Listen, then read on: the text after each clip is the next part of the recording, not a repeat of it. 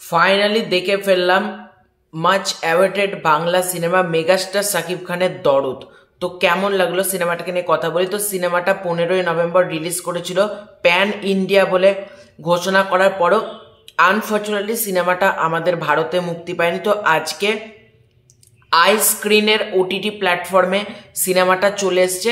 মানে ভারত থেকে দেখতে 30 টাকা লাগছে এবং বাংলাদেশ থেকে দেখতে 33 টাকা লাগছে। তো আমি 30 টাকা দিয়ে সিনেমাটা দেখলাম। তো কেমন লাগলো এটা নিয়ে কথা বলবো। Everything is fair in love and war, বাকিটা আসছে একটা একটা করে। এই সিনেমাটাকে নিয়ে আমি অনেকেই জানি, আমাদের এখানকার প্রচুর কলকাতার বড় বড় নাম তথাকথিত ইউটিউবাররা রিভিউ করবে, তারা আমি নিঃসন্দেহে এটাকে নেগেটিভ রিভিউ মানে দেবে ইচ্ছাকৃতভাবে। কিন্তু এই সিনেমাটা ভাই যার খারাপ লাগবে তার বুদ্ধি হাঁটুতে আছে, এটুকু বলতে পারি। তার সিনেমা দেখার কোনো সেন্সই নেই, আমি এটুকু বলতে পারি। কারণ এই সিনেমাটা যা হয়েছে, মেগাস্টার সাকিব খানের কেরিয়ারের one of the best performance বলা যেতে পারে।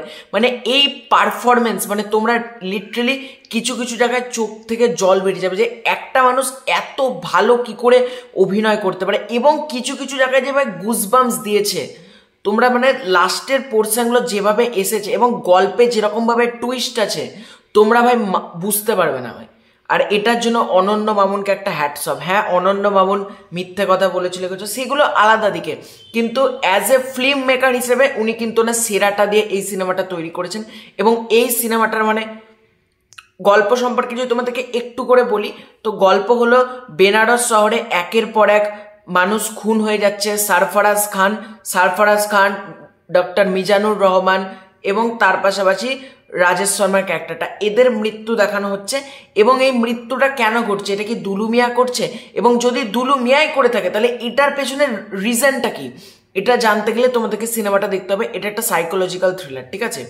এটার পজিটিভ পয়েন্ট, এটাতে তো প্রথমে আমি বললাম মেগাস্টার সাকিব খানের পারফরমেন্স, এছাড়াও আদার্স যেসব কাস্ট রয়েছে, সাফা মারুয়া বলো, ইমটুর আর্টিস্ট বলো, তাছাড়া তোমার অলোক জৈন বলো, রাজেশ শর্মা বলো, বিশ্বজিৎ চক্রবর্তী বলো, এদের প্রত্যেকের পারফরমেন্স কিন্তু এটার প্রচণ্ড ভালো। এবং সিনেমাটার গল্প, এই গল্পটা কিন্তু একটা নর্মাল স্টোরি, মানে খুব যে এক্সট্রা অর্ডিনারি তোমার প্রথম থেকে লাগবে এমন না, কিন্তু গল্পে যেভাবে টুইস্টগুলো দেখানো হয়েছে তারপর থেকে কিন্তু গল্পটা যেভাবে মোড় নেয়, মোটামুটি 1-1.5 ঘন্টা পর থেকে যেভাবে গল্পটা, মোটামুটি এটা সেকেন্ড হাফই বলা যেতে পারে, সেকেন্ড হাফ থেকে যেভাবে গল্পটা মোড় নেয় ওটা তোমাদেরকে কিন্তু শক প্রোভাইড করবে। কারণ এটা কিন্তু আশা করতে পারবে না যে, এবং লাস্টের যেটা দুলু মিয়া হাসতে হাসতে দু একটা সিন দেখায়, ওই সিনটা লিটারালি আমার দারুণ লেগেছে, দারুণ।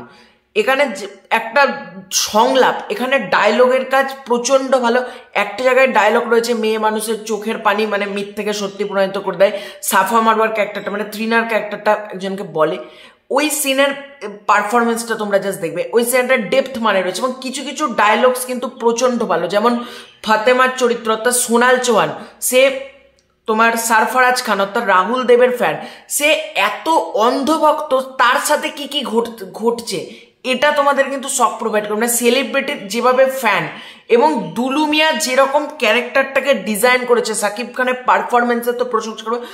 মানে ক্যারেক্টারটা খুব ভালোভাবে লেখা রয়েছে, মানে দুলু মিয়া ক্যারেক্টারটা যেভাবে আসছে গল্পের মধ্যে, এবং গল্পটাকে তোমাদের মনে হবে একটা পাগল ছাগল মানুষ এ তো মানে, কিন্তু একটা মানুষ তার বউয়ের প্রতি যে কতটা ভালোবাসা থাকলে যে এরকম করতে পারে। এবং একটাকে সিন রয়েছে দুলু মিয়া জেলে গিয়ে স্যারেন্ডার করবে এবং পুলিশের দুলু মিয়াকে প্রচণ্ড মারবে, এবং তখন সাকিব খান সে বলবে যে একটু আসতে মারেন বা আমার বউকে বাড়ি পৌঁছে দিয়ে আসেন, আমার বউকে বাড়ি পৌঁছে দিয়ে আসেন, তাহলে কারণ আমি যদি চিল্লাই আমার বউ ভয় পেয়ে যাবে, আমার বউটা তো ভয় পেয়ে যাবে, মানে ওকে মারছে ওর কোনো অসুবিধা নেই কিন্তু ওর বউ ভয় পেয়ে যাবে, বারবার একই কথা, আমার বউ ভয় পেয়ে যাবে। ওই সিনগুলো তোমাদের লিটারেলি দারুণ লাগবে, মানে এটুকু বলতে পারি। যেভাবে সাকিব খান মানে এরকমভাবে পারফর্ম, একটা জায়গায় রয়েছে তোর বউ তো পাগল একজন হলে, তাকে সাকিব খান যেভাবে মারতে গেলে ওই সিনগুলো যেভাবে ডিজাইন করেছে, ওই সিনগুলোর প্রশংসাতে। বিজিএম, ব্যাকগ্রাউন্ড স্কোরের কাজ আউটস্ট্যান্ডিং। যখন যখন দুলু মিয়ার একটু ডেঞ্জারাস এভিল লুকে আমরা দেখতে পাচ্ছি,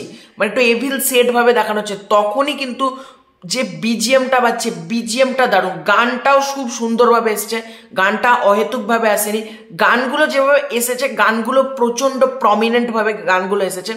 আমার কিন্তু এটার জন্য খুব মানে কোনো নেগেটিভ পয়েন্ট আমি খুঁজে পাইনি, কারণ আমার কিন্তু সিনেমাটা বেশ ভালো লেগেছে। মানে মেগাস্টার শাকিব খানের one of the best movie বলা যেতে পারে দরদ। কারণ যেভাবে, এবং সোনাল চৌহান, ওনার প্রশংসা করতেই হবে, কারণ সোনাল চৌহান একজন বলিউড অভিনেত্রী, তিনি যেভাবে বাংলাতে করছেন এবং বাংলা থেকে উনি ডাবিং করেছেন, মানে অন্যজন কি ভয়েস দিয়েছেন এটা আমার জানা নেই ঠিক, না ওনার নিজেরই ভয়েস সোনাল চৌহানের, এটা আমি ঠিক জানি না। তোমরা যদি জানো আমাকে একটু কমেন্ট করতে পারো। এই সিনেমাটা আমি এটুকু বলতে পারি দারুণ লাগতে চলেছে। মানে এই সিনেমাটা এতটা ইমোশনাল, মানে তোমাকে কানেক্ট করে দেবে না দুলু মিয়ার সাথে, তোমরা দুলু মিয়ার সাথে ইমোশনালি কানেক্ট হবে, মানে ভাববে দুলু মিয়াকে মারছে, বলছে আমাকেই মারছে, এরকম একটা সিচুয়েশন ক্রিয়েট করে দেবে। এবং প্রত্যেকটা ক্যারেক্টার ইমোশনালি অ্যাটাচমেন্ট হবে, মানে গল্পটার। আর শেষে ক্লাইম্যাক্স তো বললাম, ক্লাইম্যাক্সটা দারুণ, মানে তোমরা ক্লাইম্যাক্স দেখে শক প্রোভাইড হবে, এটুকু বলতে পারি। এই সিনেমাটা প্রচুর ধুমধারাক্কা অ্যাকশন এনে, মেন আছে গল্প, এই গল্পটা এবং মেগাস্টার শাকিব খান এবং আদার্স অ্যাক্টরদের পারফরমেন্স, এটার ওপর দাঁড়িয়ে রয়েছে। কালারের কাজ ভালো, সিনেমাটোগ্রাফির কাজও বেশ ভালো হয়েছে, বেনারসে যে সিনগুলো দেখানো হয়েছে বেশ ভালো। তো আমার কিন্তু সিনেমাটা দারুণ লেগেছে, দারুণ। এটা ইচ্ছে ছিল বড় পর্দায় গিয়ে দেখার, কিন্তু সেটা তো আর হলো না, ওটিটিতেই দেখতে হলো।